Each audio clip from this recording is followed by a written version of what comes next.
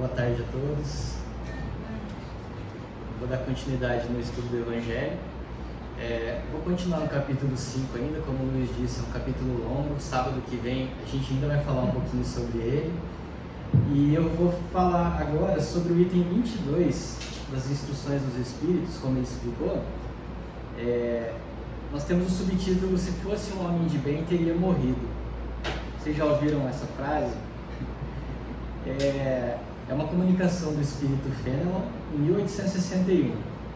Sabe quando acontece um acidente, um carro que está fugindo da polícia, de repente ele capota e se destrói por inteiro e você vê a pessoa sair ileso lá de dentro?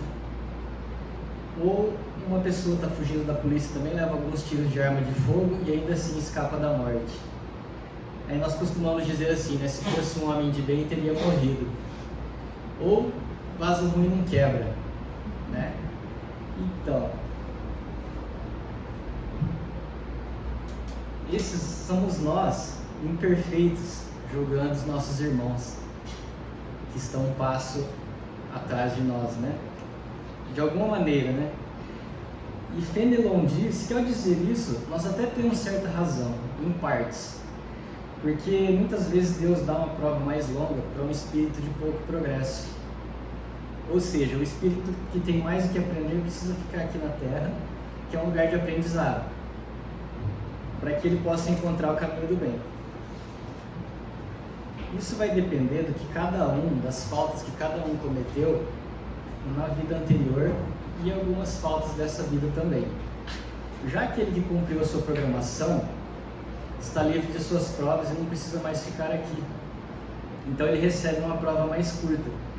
Por isso, muitas vezes, não é sempre, né, não é regra, uma pessoa boa parte mais cedo para o plano espiritual. Uma pessoa má, ela tem que ficar aqui convivendo com outros espíritos mais evoluídos para que possa pegar alguns exemplos e evoluir cada vez mais. Mas como eu disse, isso não é regra, porque se fosse assim, todos os idosos seriam espíritos de pouco progresso, e não é bem assim, né? O que a gente poderia dizer de Chico Xavier, que foi um exemplo de caridade, de humildade, o maior exemplo, e desencarnou bem idoso. O problema maior é que nós pensamos ao contrário do que a gente deveria pensar.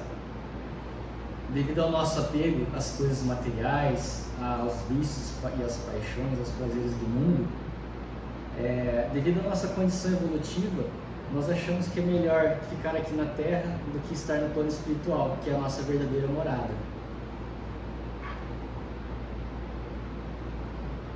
Aqui, quando nós estamos encarnados, nós ficamos limitados. Quando o espírito está preso ao corpo, nossos sentidos, nossa memória, nossas percepções ficam restritas. Nós achamos que estamos aqui a passeio, não é bem assim. A gente veio para cá para trabalhar a nossa evolução espiritual, a nossa evolução material e principalmente moral. Nós viemos aqui para conviver com espíritos de categorias diferentes, para que possamos aprender uns com os outros. O mais evoluído ensina o menos evoluído e o menos evoluído serve de aprendizado para o mais evoluído. Por exemplo, quando nós somos difíceis com um amigo de trabalho, para algum familiar, nós somos difíceis, a gente serve para que eles possam trabalhar a sua humildade, a sua caridade, a misericórdia, a indulgência e conquistar as virtudes que precisam, que todos nós precisamos conquistar.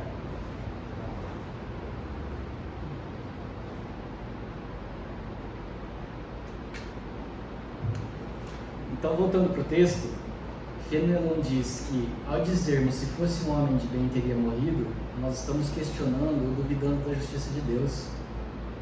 Será que Deus, em sua infinita bondade e justiça, em sua perfeição absoluta, Ele faria isso?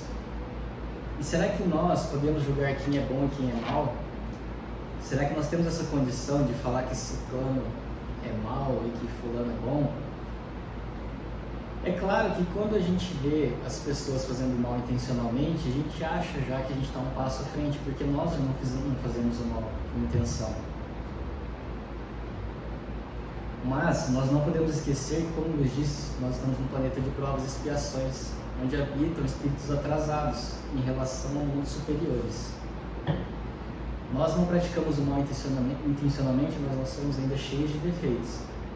E temos muito que aprender. Como vimos também, nosso planeta está numa fase de transição para um planeta de regeneração, onde as coisas são melhores, mas a gente ainda tem muito que aprender, tem muito que melhorar.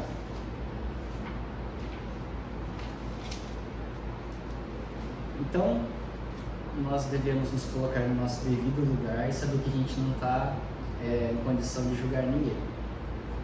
Fenelon diz para nos habituarmos a não julgar o que ainda não conhecemos e acreditar que Deus é sempre justo.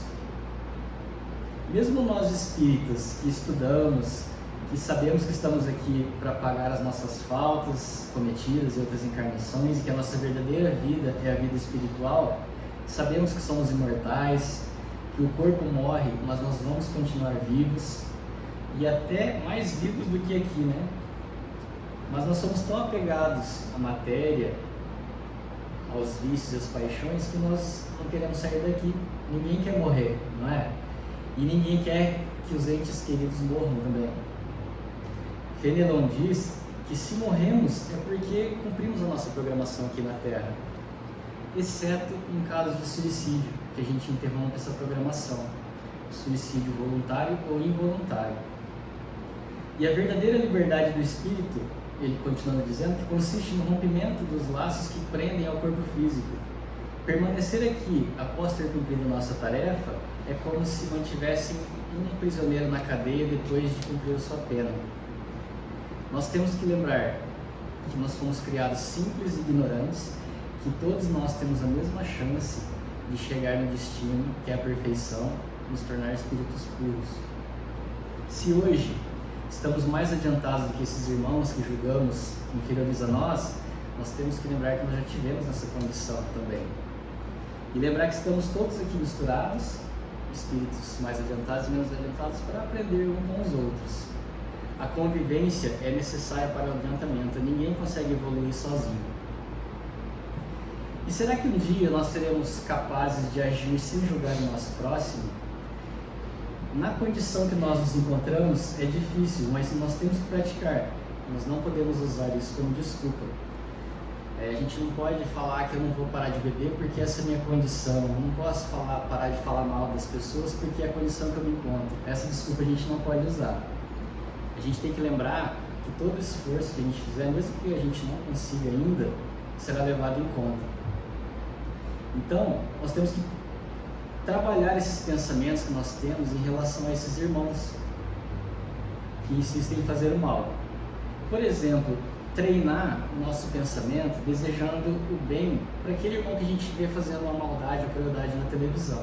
Em vez de emitir pensamentos negativos, em vez de... A gente ouve muito falar, você vê uma crueldade, as pessoas falam assim, tem que fazer o mesmo com aquela pessoa. Aquela pessoa tem que morrer. Não, a gente tem que desejar o bem para ele, que ele encontre o caminho do bem e mandar boas vibrações. Isso vai fazer bem, com certeza, para nós e para aquelas pessoas. Um político corrupto, por exemplo, que está no governo, não estou falando de agora, né? Que esteja no governo, a gente tem costume de desejar mal, de vibrar mal para ele.